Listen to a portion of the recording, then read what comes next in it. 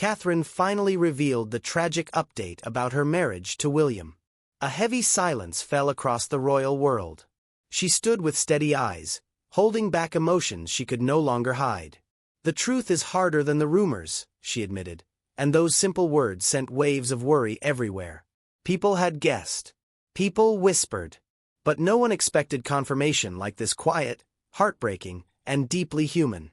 This is the kind of revelation that changes the future of a family, a crown, and a country. Now, every heart waits for the next move, and it won't be small. Catherine was the kind of woman who noticed everything: the way light changed through windows, how a child's laughter could soften the hardest day, the small gestures that told you someone cared. The morning began like so many others. Catherine woke before the house stirred, before the demands of the day could find her. She moved through the familiar patterns: tea in her favorite cup, the one with a small chip on the handle she refused to replace, a glance out the window at the garden she tended with careful hands. She set the cup down and pressed her fingers against the cool countertop, trying to ground herself. But the unease remained, settling into her chest like morning fog that wouldn't burn away. It wasn't pain exactly, not the sharp kind that makes you cry out. This was slower, deeper, the kind that lives beneath your ribs and whispers that something is wrong, even when everything looks right. She had been ignoring it for weeks, maybe months, telling herself she was tired, that everyone felt this way sometimes, that marriage had seasons and this was just a cold one. But standing there in her kitchen, alone with the truth she kept avoiding, Catherine could no longer pretend. She thought about William, about the space that had grown between them even as they stood side by side. There was a time when his presence filled every room he entered, when his voice alone could ease the knots in her shoulders, when touching his hand felt like coming home. She remembered laughter that came without effort, conversations that stretched into late hours because neither of them wanted them to end, silences that felt comfortable instead of threatening. Those memories were still there, preserved like pressed flowers in a book she rarely opened anymore. They existed, but they belonged to a version of them that felt impossibly far away. Now silence was the thing she noticed most, not the peaceful kind, but the heavy sort that makes you aware of everything you're not saying. They still talked, of course, about schedules and children and obligations, the practical machinery of their shared life. But the real conversations, the ones that matter, had become scarce. She couldn't remember the last time he asked what she was thinking, or the last time she felt brave enough to tell him. Somewhere along the way, they had learned to exist beside each other without truly meeting two people in the same house speaking different languages.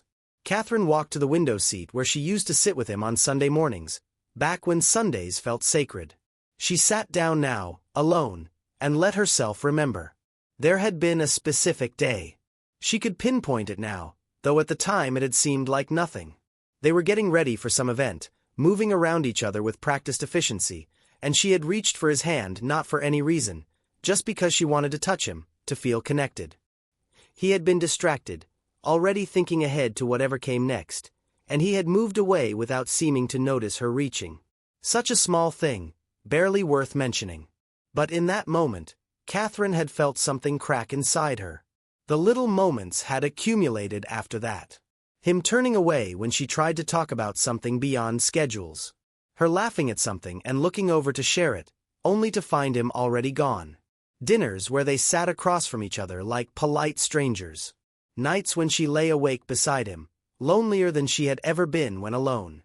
Each moment was tiny on its own, barely a crack.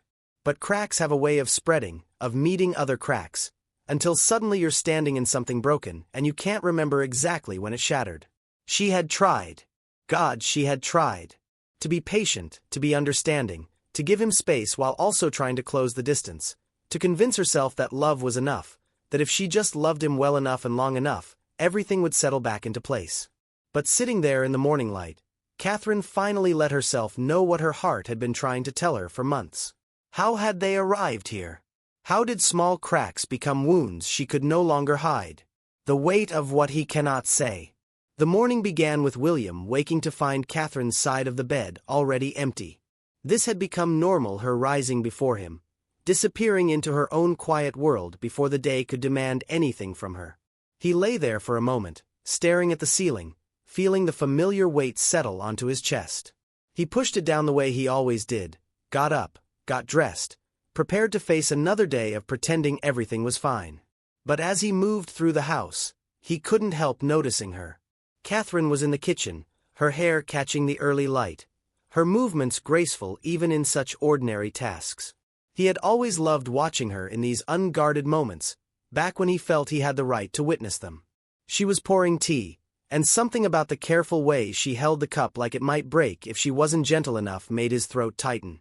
When had he stopped being gentle with her? When had he started taking her strength for granted, assuming she would always be there no matter how little attention he paid? "Good morning," he said, and his voice came out rougher than he intended. She looked up, offered him a smile that didn't quite reach her eyes. "Morning." That was it. 2 words exchanged like currency between strangers. He wanted to say more, wanted to cross the kitchen and pull her close, wanted to tell her he noticed the sadness she was trying to hide. But the distance between them felt enormous, a gap he had helped create and now didn't know how to cross. So he poured his own tea and stood on his side of the room, and the silence grew thick with everything they weren't saying. Throughout the day, William tried. He tried. He asked her about her plans, offered to help with things she usually handled alone, made small gestures he hoped would show he cared. But each attempt felt clumsy, inadequate, like he was speaking a language he used to know but had somehow forgotten. And in her eyes, those eyes that had once looked at him with such warmth, he saw something that broke him. She was tired, bone-deep tired, not just from the demands of their life, but from him, from trying to reach someone who kept moving further away even while standing still. "I thought maybe we could have dinner together tonight," he said that afternoon, catching her in the hallway between obligations. "Just us. No distractions." She paused, and for a second he saw hope flicker across her face. But then it faded, replaced by something that looked like defeat. "That would be nice," she said quietly. But they both knew it was just words. Nice was what you called things that didn't matter anymore. Nice was what love became when it started dying. The truth William kept avoiding crashed over him as he watched her walk away. He had done this, not all of it maybe, but enough. He had created part of her tiredness, had contributed to the weight she carried, had chosen duty over her so many times that she had stopped expecting anything else. He retreated to his office, surrounded by papers and schedules and endless lists of things that wanted his attention. This room had become his refuge, the place where he knew exactly what was expected of him, where success and failure had clear markers. Out there with Catherine, everything was complicated and messy and impossible to fix with phone calls and meetings. But here, he could pretend he was useful, necessary, doing important work that mattered. Except it didn't matter. Not compared to what he was losing. William thought about the early years, when responsibilities had felt manageable, when he could balance the demands of his role with the needs of his heart. He remembered making time for her, prioritizing moments together, believing that love was something you protected above all else. But slowly, gradually, the balance had shifted. There was always another event, another appearance, another crisis that mandated his immediate attention.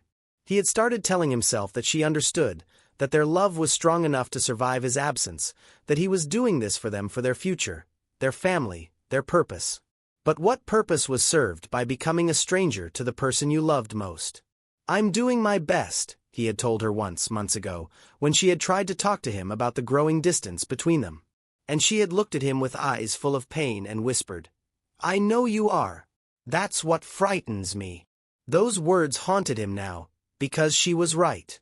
This was his best, a man so consumed by duty that he had forgotten tenderness, so focused on serving everyone else that he had neglected the one person who should have come first. Is duty worth it when it crushes the very thing he swore to protect? The question sat in his chest like a stone, and William, for all his strength and steadiness, had no answer. Catherine couldn't pretend anymore. Couldn't paste on another smile and say everything was fine. Couldn't convince herself that patience would heal what was broken, that love alone could bridge the distance that had grown between them. She had tried, God knows she had tried, to be understanding, to give him space, to make excuses for why they had become strangers living in the same house. But trying had exhausted her, and understanding had turned into resignation, and patience had transformed into a quiet kind of grief. The truth settled into her bones with terrible clarity. This marriage, this life they had built together, was dying. And she had been the only one trying to save it. Catherine walked to the window and pressed her forehead against the cool glass. She felt empty and full at the same time, empty of hope, full of sadness too large to contain. How long had she been denying this? How many mornings had she woken up and chosen to ignore what her heart kept trying to tell her? The denial had felt safer than acceptance, easier than facing the reality that love sometimes wasn't enough, that two people could care for each other and still lose their way. But safety had come at a cost, and she was done paying it. Across the house, William felt the shift before he understood it. He had developed a sixth sense for Catherine over the years, an ability to read her moods in the set of her shoulders, the rhythm of her breathing, the way she moved through rooms. And today, something was different. There was a stillness about her that frightened him, a quiet that felt less like peace and more like surrender. He found her in their bedroom that evening, sitting on the edge of the bed with her hands folded in her lap. The lamp cast soft shadows across her face, and he could see she had been crying. The sight made his chest tighten with fear sharper than anything he had felt in years. "Catherine," he said, and her name came out like a prayer. She looked up at him, and her eyes held something he had never seen before, a finality that made his breath catch. This wasn't temporary sadness or passing frustration. This was something she had decided, something that couldn't be undone with apologies or promises or desperate attempts to fix what he had broken. "We need to talk," she said quietly. And those 4 words carried the weight of everything they had been avoiding. William sat down beside her, leaving space between them that felt like an ocean. His heart hammered against his ribs. He wanted to speak, to fill the silence with reassurances, but something told him this moment mandated him to listen, to finally, truly listen. Catherine took a breath that seemed to hurt her. "I can't do this anymore." The words hung in the air between them, simple and devastating. William felt them land in his chest like stones. "I've tried," she continued, her voice steady despite the tears on her cheeks. "I've tried to be patient, to understand, to believe that things would get better if I just gave it more time. But I'm tired, William. I'm so tired of being alone in this marriage." "You're not alone," he said, the words automatic, defensive. "I'm right here." She turned to look at him then, and her gaze held such sadness that he had to fight the urge to look away. "Are you?" "Because I haven't felt you here in months, maybe longer. I reach for you and you're already gone, always thinking about the next thing, the next responsibility, the next place you need to be. And I'm here, waiting. Always waiting for a version of you that doesn't come home anymore." The truth in her words cut through him like glass. He opened his mouth to argue, to defend himself, to explain that he was doing his best. But the excuses died on his tongue because he knew she was right. He had been absent even while present, had given her the leftover pieces of himself while duty consumed the rest. "I love you," he said desperately, and he meant it with everything in him. "I know," she whispered. "And that's what makes this so hard, because I love you too. But love isn't enough when one person is doing all the work, when one person is breaking themselves trying to hold together something the other person keeps letting fall apart." Silence filled the room, heavy and thick. William felt panic rising in his throat. This was happening, the thing he had feared without acknowledging, the loss he had sensed coming but refused to see clearly. She was slipping away from him, and he suddenly understood that all his duties, all his responsibilities, all the things he had prioritized over her, none of it mattered if he lost her. "Tell me what to do," he said, and his voice broke. "Tell me how to fix this." Catherine looked at him with eyes that held both love and exhaustion. "I don't know if you can. I don't know if we can. I just know I can't keep living like this, like a ghost in my own life, invisible to the person who's supposed to see me most clearly." She stood up, walked to the window, wrapped her arms around herself like she was trying to hold herself together. "I've spent so long making myself smaller, quieter, easier, convincing myself that your work was more important than my needs, that I was being selfish for wanting more than scraps of your attention. But I deserve more than this.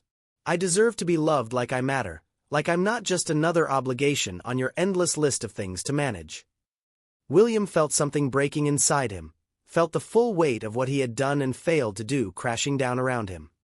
He had taken her for granted, assumed she would always be there no matter how little he gave, had confused her strength with invincibility, her patience with permission to neglect her.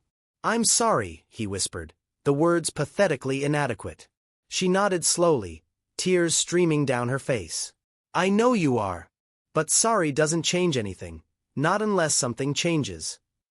The conversation hung between them, raw and painful and irreversible. They had finally spoken the truth without mercy, and now they both had to live with what it revealed. Can a marriage survive when the truth finally arrives this way, sharp and unforgiving and impossible to ignore? Catherine woke each morning to responsibilities that demanded her presence, children who wanted her attention, obligations that mandated her smile, a world that expected her to be exactly who she had always been. And she performed. She dressed and moved through her duties with practiced grace, speaking when spoken to, nodding in the right places, maintaining the appearance of normalcy that everyone wanted from her. But inside, Catherine felt like she was watching herself from somewhere far away, going through motions that belonged to a person she used to be. The questions came at unexpected moments. While pouring juice for breakfast, she would wonder if she had the strength to do this for another day, another week, another year. While standing in the garden she once loved, she would question whether anything she had built here was real or just an elaborate performance they had both agreed to maintain. The confession had opened something inside her that couldn't be closed again, a knowing that made pretending impossible, a clarity that turned everything familiar into something strange. "Are you all right?" someone asked her at an event she couldn't remember agreeing to attend. She smiled the way she always did. "Of course. Just a bit tired." The lie tasted like ash on her tongue, but it was easier than the truth. Easier than saying she didn't know if she was all right, if she would ever be all right again, if all right was even something worth aiming for anymore. William saw the change in her immediately. He had always been able to read Catherine, to sense the shifts in her mood, the shadows that crossed her face when she thought no one was watching. But now those shadows had become permanent, a sadness that lived in her eyes even when she smiled. And knowing he had put it there, that his absence, his choices, his failures had created this pain, made him desperate to fix it. So he tried. He tried harder than he had ever tried at anything. He started coming home earlier, clearing his schedule of things that had once seemed essential but now felt meaningless compared to what he was losing. He asked her about her day and waited for the answer, listening with the full attention he should have been giving her all along. He offered help with tasks she usually handled alone, made small gestures he hoped would show her he was present now, that he was trying to become the husband she deserved. "I thought we could take a walk together," he said one afternoon, finding her in the library with a book she wasn't reading. "Just the two of us, like we used to." She looked up at him, and for a moment something flickered in her expression, maybe hope, maybe just memory of when hope felt possible. "All right," she said quietly. They walked through gardens that had witnessed better versions of themselves, past hedges that had been there longer than their marriage, under trees that would outlive whatever happened between them. William kept stealing glances at her, trying to gauge if his efforts were making any difference, if the distance between them was shrinking even slightly. But Catherine walked with her arms wrapped around herself, protective and distant, and he realized with growing desperation that he was trying to repair something already slipping through his fingers. Everything felt fragile now, like the slightest wrong word or gesture could shatter what little remained. He was afraid to speak too much, afraid to be silent too long, afraid that nothing he did would be enough to undo the damage that had accumulated over months of neglect. "I'm here now," he wanted to say. "I'm trying. Please don't give up on us." But the words stayed trapped inside him, too vulnerable to release, too desperate to sound like anything but pleading. The worst part was the nights. They had always shared a bed, even during difficult times, even when anger or frustration created temporary walls between them. But now the bed felt enormous, a vast space that emphasized the distance they couldn't bridge. They lay on their separate sides, careful not to touch, each pretending to sleep while the silence stretched on for hours.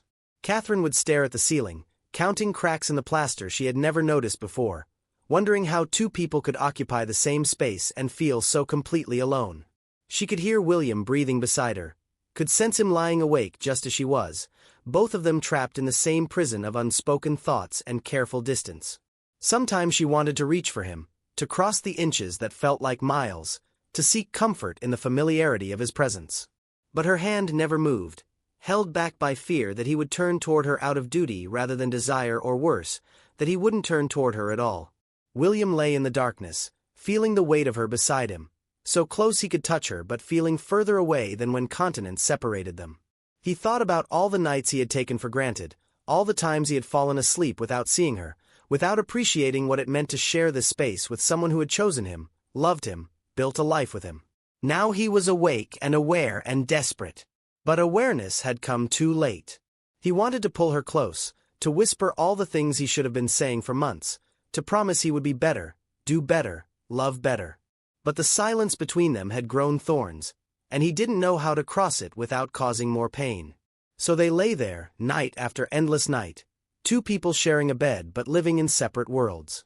Each small sound became magnified in the quiet: her sigh, his shifting position, the clock marking hours that refused to pass quickly.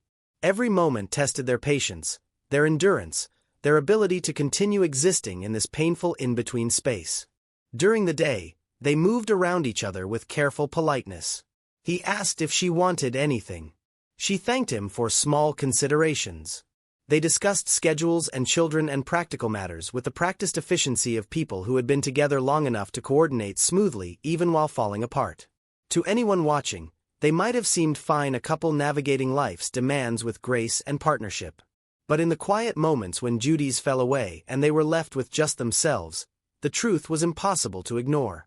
They were close yet distant, together yet separate, holding on yet letting go. Catherine wondered how long she could sustain this, living in the same house with someone who felt like a stranger, performing a marriage that existed more in appearance than reality. The strength it took to wake up each day and continue felt impossible to measure, let alone maintain indefinitely. William wondered if his efforts were making any difference at all, if showing up more now could compensate for all the times he had been absent, if love could survive this much damage even when you were desperately trying to save it. How long can two hearts live close yet feel so painfully distant? That moment arrived on a gray Wednesday morning when Catherine woke up and realized she couldn't do it anymore. She had spent weeks holding the truth inside her like broken glass, cutting herself with every breath, every movement, every attempt to pretend things might somehow get better. The weight of it had become unbearable, not just the sadness of their failing marriage, but the loneliness of carrying that knowledge alone, of watching William try to fix something without understanding how deeply broken it truly was.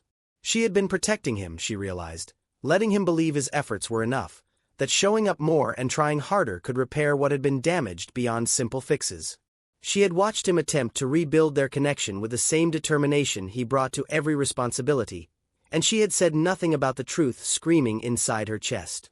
Because telling him would make it real, would turn private grief into shared devastation, would force them both to face consequences she wasn't sure either of them could survive. But hiding it was killing her. The pretense had become heavier than honesty could ever be. Catherine found him in his study that afternoon, surrounded by papers that suddenly seemed so trivial compared to what she was about to do. He looked up when she entered, and something in her expression made him set down his pen immediately. "Catherine," he said, standing. "What's wrong?" She closed the door behind her, leaned against it for support because her legs felt unsteady. Her heart was pounding so hard she could hear it in her ears, feel it in her throat. This was the moment. Once she spoke these words, everything would change. There would be no going back, no pretending, no more protecting either of them from reality. "I need to tell you something," she began, and her voice came out smaller than she intended. "And I need you to just listen. Please." William moved toward her, concern deepening the lines around his eyes. "You're scaring me." "I'm scared too," she whispered. "I've been scared for weeks, but I can't carry this alone anymore." She walked to the window, putting distance between them because she wanted space to say this, wanted to not see his face break as the words landed. Outside, the world continued as if nothing was about to shatter. Birds sang, trees swayed, life moved forward, indifferent to the ending happening inside this room. "I don't think our marriage can survive this," Catherine said, and the words felt like stepping off a cliff. "I don't think we can survive this." The silence that followed was absolute. She could feel William behind her, frozen, trying to process what she had just said. When he finally spoke, his voice was barely audible. "What are you saying?" Catherine turned to face him, tears streaming down her cheeks. I'm saying that all your efforts, all your trying, it's too late. The damage is too deep. We've been breaking for so long that I don't think there's enough left to save. No. The word came out sharp, desperate. No, that's not. We can fix this. I'm fixing this. You're trying to fix something that's already broken beyond repair, she said gently, and the gentleness made it worse somehow. And I let you try because I couldn't face telling you the truth. But the truth is, William, I don't know if I'm still in love with you. I don't know if what we have now is love or just memory of what love used to feel like. William staggered back like she had physically struck him. His face drained of color. You don't mean that. I wish I didn't, her voice cracked. I wish I could tell you that your efforts are working, that we just need more time, that everything will be okay if we keep trying. But I've been lying to both of us, and I can't do it anymore. This marriage, what we had, what we were, I think it's dying. Maybe it's already dead, and we're just too afraid to admit it. He shook his head violently, refusing to accept it. This is just a rough patch. All marriages have them. We can get through this. A rough patch is when you argue about money or disagree about decisions, Catherine said. This is different. This is fundamental. This is me realizing that I've spent so long being invisible to you that I've started disappearing for myself, and I can't keep doing that. I won't. Then tell me what to do, William pleaded, and there were tears in his eyes now too. Tell me how to make you stay, how to make you love me again. I don't think you can. The words came out as a sob. I don't think anyone can, because the problem isn't just you, William. It's us. It's what we've become. It's all the ways we've failed each other, all the moments we let slip away, all the choices that brought us here. William sank into a chair, his hands covering his face. The shock was written in every line of his body, the disbelief, the denial, the desperate scramble to find some way to reverse what she was saying. This was the future he had been trying to avoid, the loss he had sensed coming but convinced himself could be prevented. And now it was here, undeniable and devastating, spoken aloud in his wife's broken voice. When did you decide this? He asked through his hands. I didn't decide, Catherine said softly. It just became true, slowly, over all the months we stopped being partners and started being strangers. I fought it for so long, tried to convince myself I was wrong, that things would get better, that love would be enough. But love isn't enough when the foundation is crumbling. The room felt smaller suddenly, the air harder to breathe. Everything that had been familiar just hours ago now felt foreign and strange. Their home, which had witnessed so many moments of joy and struggle and ordinary life, no longer felt like theirs. The routines they had built together, morning coffee, evening conversations, the rhythm of shared existence, all of it seemed to belong to different people, a different version of them that no longer existed. William looked up at her, his eyes red and desperate. So what happens now? Catherine wrapped her arms around herself, holding the pieces together as best she could. I don't know. I just know I had to tell you the truth. I had to stop pretending and protecting and hiding what's happening between us. And what is happening between us? His voice was hollow. She met his gaze, and the sadness there was infinite. We're ending. Maybe not today, maybe not tomorrow, but we're ending. And I think we both need to accept that. The truth hung between them like smoke, choking and inescapable. Their world no longer felt recognizable. Everything they had built, every promise they had made, every dream they had shared, all of it was crumbling. And neither of them knew how to stop it. Can love survive when the life built around it begins to fall apart? Standing in that room, drowning in shared grief and separate pain, neither of them had an answer. Catherine had always been someone who planned carefully, who thought about the future with a mixture of hope and practicality. She was thoughtful and deliberate, the kind of person who considered consequences before making decisions, who believed that if you prepared well enough, you could weather any storm. Her whole life had followed a certain trajectory, one she had accepted, embraced even, believing it would lead to happiness and purpose. But now, standing in the wreckage of what she thought her life would be, Catherine had to face a future she had never imagined, a future that terrified her because it was completely, utterly unknown. The days after her confession to William moved differently. Time felt both slower and faster, crawling through painful silences but racing toward decisions that couldn't be delayed forever. Catherine found herself sitting in empty rooms, staring at walls that had witnessed her entire married life, trying to picture what came next. The practical questions arrived first, because they were easier to face than the emotional ones. Where would she live? How would they tell the children? What parts of this life could be salvaged, and what had to be left behind? But beneath the practical considerations lived something more profound, the understanding that healing would require a kind of strength she had never needed before. Not the strength to endure or to stay silent or to protect others from her pain, a different kind entirely.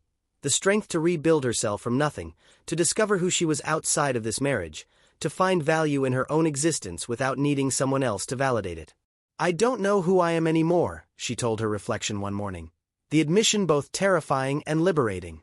For so long, she had defined herself through relationships as a wife, a mother, a partner in something larger than herself. Those roles had given her purpose and direction, had told her how to move through the world. But they had also consumed her, left no space for the woman beneath all those expectations and duties. Now, facing a future where those roles might change or disappear completely, Catherine had to confront the question she had been avoiding her entire adult life. Who was she when no one was watching? What did she want when it was just for herself? The answers wouldn't come easily. She knew that. Healing never did. But for the first time in years, Catherine felt a tiny spark of something that might have been freedom, terrifying, painful freedom, but freedom nonetheless. Across the house, William was drowning. He had always been the kind of man who fixed things, who solved problems, who believed that determination and effort could overcome almost any obstacle. But this wasn't something he could fix. This was something he had broken, slowly and thoughtlessly, through 1,000 small choices that had accumulated into catastrophic damage. And now he had to face not just the loss of his marriage, but the man he had become, the man who had prioritized everything except what mattered most. William spent hours in his study, not working, but sitting in the silence he had created, forced to confront his own shadow.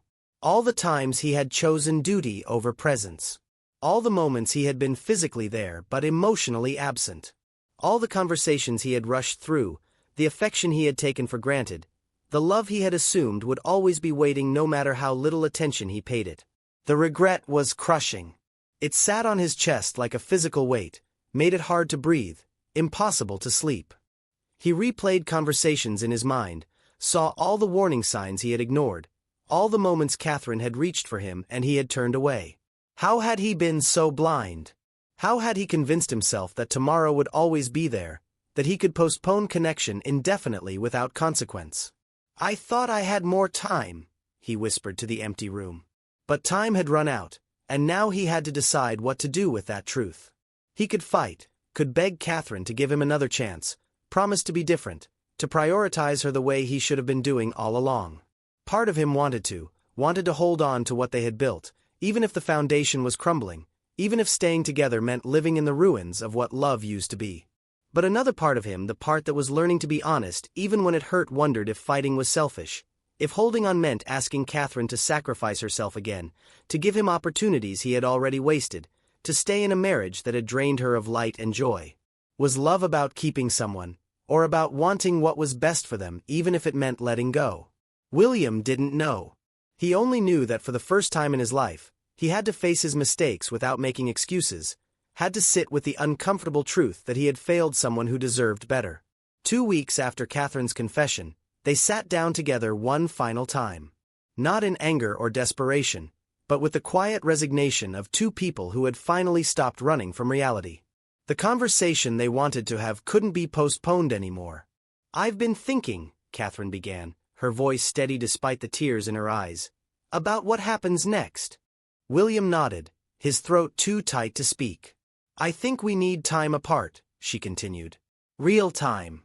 Not just separate rooms in the same house, but actual distance. Space to figure out who we are without each other, whether what we had can be rebuilt or if we're just holding on to something that's already gone." "A separation," William said, and the word tasted like goodbye. "Yes." Catherine looked at him directly, and he could see both pain and determination in her gaze. Not because I want to hurt you, not because I don't care, but because we can't make real decisions while we're drowning in guilt and fear and desperation. We need clarity, honesty, not pressure or obligation or the weight of everything we've built. William felt his world tilting, felt the future he had imagined slipping away completely. But beneath the grief, he also felt something unexpected, a tiny thread of relief, because she was right. They couldn't heal in the same space that had made them sick. They couldn't find truth while still performing the lie. And if we take this time, he asked quietly, and we realize we're better apart? Catherine's face crumpled slightly, but she didn't look away. Then we'll know. And it will.